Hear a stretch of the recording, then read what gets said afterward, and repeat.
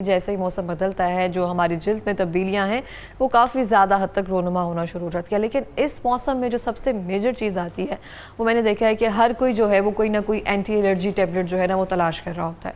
कोई ना कोई स्किन पर रैशेज़ हो रहे हैं, पित्त, फोड़े, फिंसियाँ, कुछ ना कुछ ऐसी चीज़ें हो रही होती हैं। यहाँ पर रैशेज़ बहुत ज़्यादा हो रहे होते हैं आपकी स्किन पर।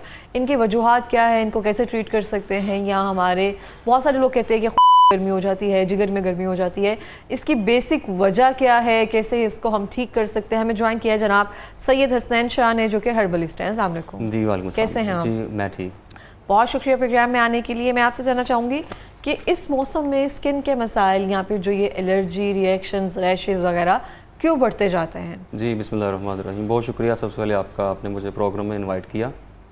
देखें, पाकिस्तान में ये बहुत ज़्यादा मसला है, बहुत ज़्यादा कॉमन हो चुका है स्किन डिज़ीज़ जो है। अगर हम अपने नबी पाक सल्लल्लाहु अलैहि वसल्लम के फ़रमान को देखें, जैसे उन्होंने फरमाया कि सफाई निस्फ़ ईमान है, और इसी फरमान को सामने लेके चलें तो आधे से ज़्यादा बीमारियां जो है वैसी ख़त्म हो जाती हैं। इसी फरमान की एक मौला कायनात मौला अली अलैहिस्सलाम का फरमान है कि पकीज़गी जो है वो ईमान का हिस्सा है। पकीज़ा रहने से, तहारत से इंसान के गम कम होना स्टार्ट हो जाते हैं और इंसान जो है वो तरह तरह की बीमारियों से बचना स्टार्ट हो जाता है।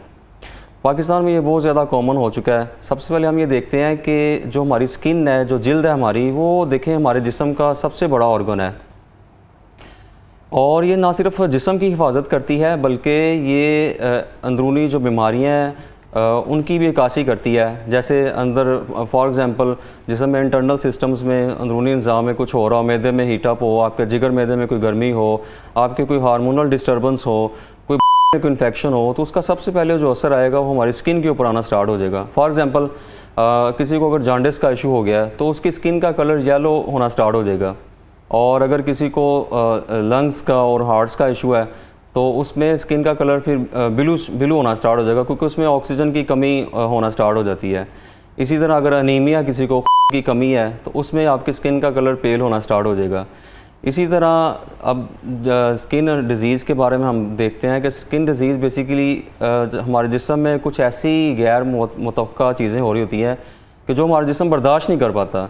वो कुछ भी हो सकता है, यानी कि वो कोई मेडिसिन का रिएक्शन हो सकता है, वो धूप हो सकती है, माहौल हो सकता है, गर्दो गुबार हो सकती है, और आप इवन के आपका साबुन, कपड़े, इनका रद्द-ए-अमल, ये चीज़ें हैं जो जिस्म अगर बर्दाश्त नहीं कर पा रहा तो वो स्किन रैशेज़, एलर्जी की सूरत में सामने आना स्टार्ट हो जाएंगी।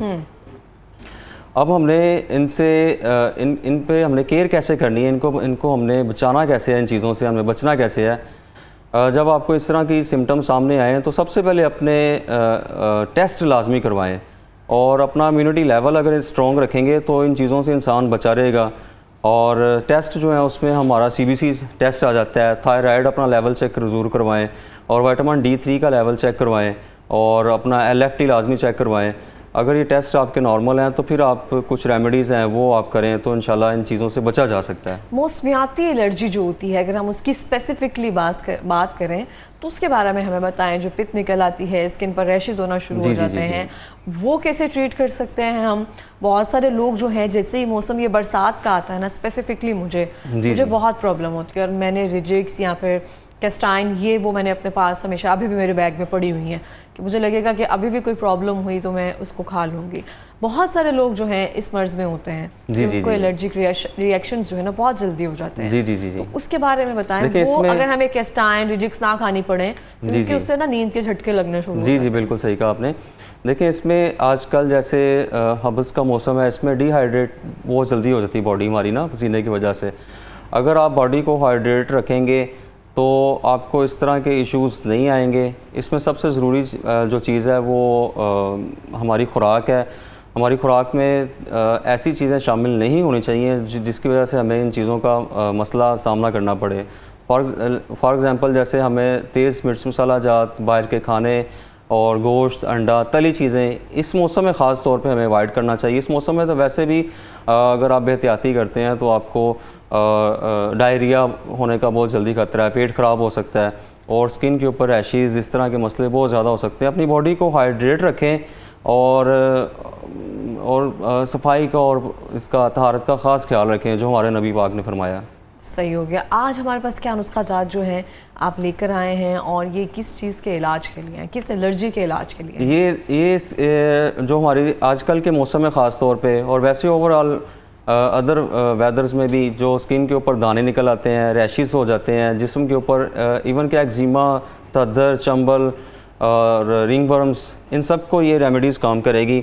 इसमें एक बहुत इजी होममेड लोशन है, ये इजीली हर घर में ये चीज़ें होंगी, ये आप बना के लाजमी यूज़ करें।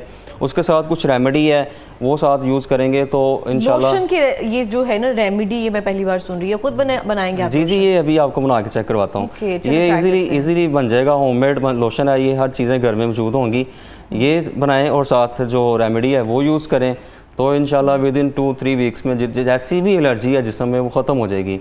इसमें लोशन अगर हम बनाते हैं इसमें सबसे पहले हमारे पास अर्के गुलाब है।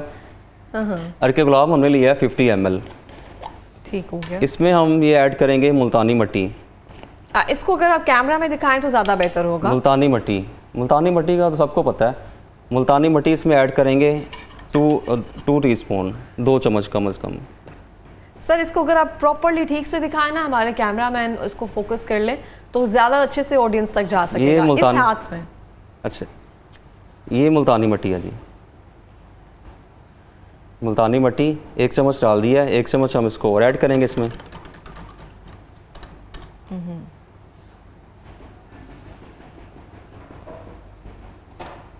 आजकल तो असली मुल्तानी मट्टी मिलती ही नहीं है, बहुत मुश्किल है। मेरी कल से दोस्त कह रही है कि अब नहीं मिलती है वो मुल्तानी मिट्टी। और ये वैसे भी आपकी स्किन को बहुत ज़्यादा सूथिंग, कामनेस में लेकर आती है। अभी तो बहुत सारे एसिड निकल आए हैं ना, हेल्युरोनिक एसिड, फलाना एसिड, तब एक मुल्तानी मिट्टी होती थी जो सारे एसिड्स की ना। ये है संदल पाउडर। ओके, ये भी इजीली मिल जाता है वैसे पंसार की शॉप से, संदल पाउडर। इसका भी जैसे आपने बताया कि मुल्तानी मिट्टी की तरह इसका भी खालिस मिलना मुश्किल है, लेकिन इसकी थोड़ी सी पहचान हो तो ये, इसमें अगर मिलावट ना हो किसी कलर की, रंग की, तो ये बड़ा अच्छा। इसका 1 चम्मच हम ऐड करेंगे। इसको भी अगर आप प्रॉपर्ली दिखा दें। जी, ये संदल पाउडर है। ओके, बोटल्स का रंग ऐसा, सब रंग एक जैसे लग रहे हैं। जी, ये संदल पाउडर है। ओके, इसको भी हम 1 चम्मच ऐड करेंगे इसमें। ये 1 चम्मच हमने ऐड किया इसमें। फोकस किया जाए, इसको फोकस करें अच्छी तरह। इसको ये हम अच्छी तरह मिक्स करेंगे। ओके, सबसे पहले हमने इसमें मुल्तानी मिट्टी ऐड की, 2 चम्मच, संदल पाउडर ऐड किया 1 चम्मच। इसमें और ये खालिस होना ज़रूरी है। इसमें कपूर ऐड करेंगे, जस्ट 1 चुटकी सिर्फ। कपूर ये खुशबू के लिए होता है, स्मेल के लिए नहीं, ये जिस्म की रैशेस, जिस्म को ठंडक पहुंचाएगा, आपके रैशेस को ख़त्म करने के लिए है। ओके, ये 1 चुटकी सिर्फ ऐड करना है हमने। ये लोशन नहीं, टोनर बन गया हमारा। जी, बेहतरीन चीज़ है ये। तो ये तो वैसे ही हम इसका पेस्ट बनाकर भी अपने बॉडी पे लगा सकते हैं जहाँ पे रैशेस हैं। जी, या इसका स्प्रे करना है? इसका स्प्रे भी कर सकते हैं, इसको एज अ लोशन भी हम यूज़ कर सकते हैं।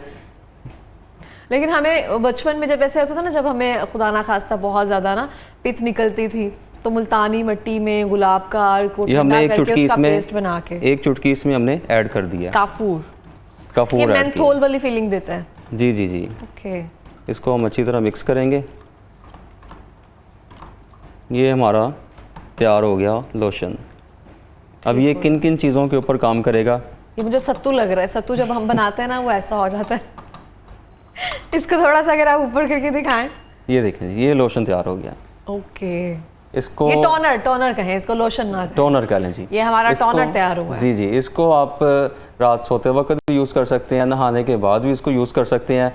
बेहतरीन चीज़ है जिस्म में। अगर किसी को बहुत ज़्यादा, जैसे आपने बताया कि इस मौसम में वो जो पित्त वगैरह निकल आती है और वो हीट हो जाती है बॉडी में, जहाँ पे वहाँ पे लगाएं, और दाने हों वहाँ पे लगाएं, और इसका स्प्रे कर लिया जाए। स्प्रे कर लिया जाए, से वो होगा तो नहीं, टैप इसका बस स्प्रे कर लिया जाए तो जी। तो इसको हम किसी भी चीज़ में, गुलाब के अरक में इसका पेस्ट बनाकर भी बॉडी पर लगा सकते हैं। इसको हम एज अ स्प्रे भी यूज़ कर सकते हैं। इसको डाइल्यूट करके हम यूज़ कर सकते हैं ऐसे, और इसको अगर हम कॉन्सेंट्रेट करें, थोड़ा सा इसको हम थिक कर लें तो वो एज अ पेस्ट बन जाएगा। उसको पेस्ट की शक्ल में भी यूज़ कर सकते हैं। इसके साथ फिर जो रेमेडी है हमारी, वो यूज़ करें लाजमी। इसमें हमारे पास चरायता, शातरा चराइता अच्छा, हमारी बॉडी में जो एलर्जीज होती हैं, ये पित्त, ये सब चीज़ें, ये होती ही गर्म चीज़ें हमारे जिस्म में हीट होने से, ये सब चीज़ होने से। तो अब जो रेमेडी है वो तो ऐसी नहीं है जिसमें सारी चीज़ें गर्म हो और वो चीज़ फिर समझ ही ना आए। नहीं, इसमें ऐसी चीज़ें हैं जो हमारे खून को साफ़ करेंगी। और ये समझ लें कि बेहतरीन चीज़ है हमारी मैदे के लिए, जिगर के लिए, खून साफ़ करने के लिए बहुत बेहतरीन चीज़ है ये। और जैसे आपने बताया कि बॉडी देखें, इसमें मुख्तलिफ़ चीज़ों से हमारी बॉडी को रिएक्शन हो सकता है। बाज़ लोगों को परफ्यूम्स नहीं सूट करते, वो लगाते हैं तो उनको रैशेज़ हो जाते हैं बॉडी पे। बाज़ को कोई साबुन नहीं सूट करते, और इस तरह मुख्तलिफ़ चीज़ें, बेशुमार चीज़ें हैं। कुछ मेडिसिन का रिएक्शन होता है, इस तरह उनको बॉडी पे कोई इस तरह एलर्जी बन जाती है। उन सब के लिए बेहतरीन चीज़ है जो, अच्छा ये ऐसी चीज़ है जो सालों साल से लोग मेडिसिन यूज़ कर रहे हैं और उसका साइड इफ़ेक्ट भी हो रहा है उनको। जिगर में गर्मी हो रही है, मैदे में गर्मी हो रही है उसके साथ, तो उसके बावजूद भी उनकी स्किन के ऊपर जो रैशेज़ हैं, दाने हैं, ख़त्म नहीं हो रहे। तो ये इस्तेमाल करें, उसके साथ ये रेमेडी इस्तेमाल करें तो इंशाल्लाह उसको लाजमी उनको फ़ायदा होगा। ठीक हो गया। इसमें हमारे पास सबसे पहले चराइता शात्रा, ये 10 ग्राम ले लीजिएगा। और बरगे मेहंदी, बरगे मेहंदी जी, ये बरगे मेहंदी, ये भी 10 ग्राम। ये जल्दी मिल जाएंगे पंसार की दुकान हाँ से? जी जी जी जी जी, ये इजीली मिल जाएंगे। ये बरगे नीम है, बरगे नीम, ये भी 10 ग्राम लेंगे। और ये मुंडी बूटी, इसको भी 10 ग्राम हम यूज़ करेंगे। ओके। इन सब का हमने सफूफ तैयार कर लेना है। और इसकी डोज ज़रा समझ लीजिएगा, जो 5 साल से 10 साल के जो बच्चे हैं जिनको जिस्म के ऊपर दाने, रैशेज़ हैं, उनके लिए 250 मिलीग्राम का कैप्सूल में उनको दे सकते हैं हम, उतनी डोज हम दे सकते हैं। और जो 15 साल तक के बच्चे हैं उनको 500 मिलीग्राम का कैप्सूल, या अगर वो कैप्सूल नहीं खाना चाह रहे तो वो खुला उनको दे दें 500 मिलीग्राम डोज के बराबर। और 15 साल से जो अबव है उनको 1 ग्राम का कैप्सूल में भर के खा लें, या वैसे सफूफ में डोज हाफ छोटा चम्मच बन जाएगा, 1 ग्राम का कैप्सूल जो है वो यूज़ करें। दिन में 3 टाइम यूज़ करें। और इसके बेशुमार फ़ायदे हैं। हाथों पैरों से सेक निकलता हो जिनको, वो ख़त्म हो जाएगा। और जिगर में गर्मी, मैदे में गर्मी, ये ख़त्म हो जाएगी। स्किन में जितनी भी एलर्जी है वो सारी ख़त्म हो जाएगी इसके साथ।